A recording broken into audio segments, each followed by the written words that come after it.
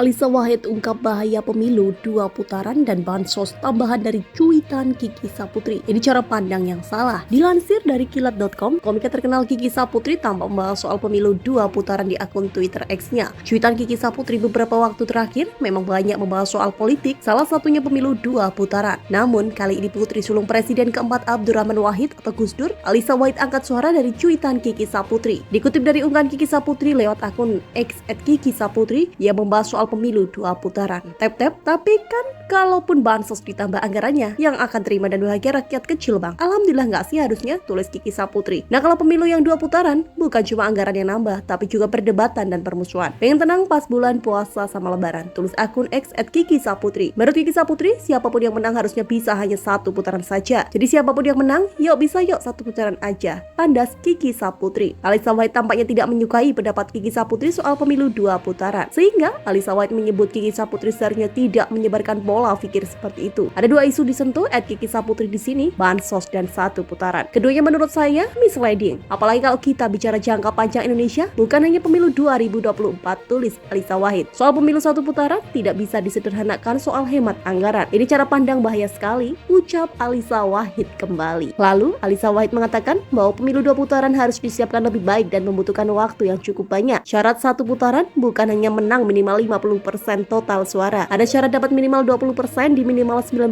provinsi untuk 2024. Ini untuk memastikan pemerataan. Kalau hanya 51% saja, biasa Jawa. Bisa-bisa para paslon hanya kerja kampanye di Jawa saja, ujar Alisa Wahid. Tujuan lain, parpol-parpol akan bergabung menjadi 2 kubu di putaran 2. Pendukung paslon yang gak lolos akan reorientasi. Efeknya, negara akan lebih stabil karena di parlemen posisinya gak sampai 2/3, kata Putri Gus Dur itu. Misalnya, anggaran IKN yang kabarnya dipaksakan harus digunakan upacara 17 Agustus 2024 bisa saja disoal lagi di DPR. Bisa berlarut-larut karena oposisinya banyak, belum lagi soal program-program lainnya yang jauh lebih panjang atau penting, ujarnya kembali. Alisa Wahid mengatakan bahwa pemilu 2 putaran adalah pikiran yang bahaya sekali.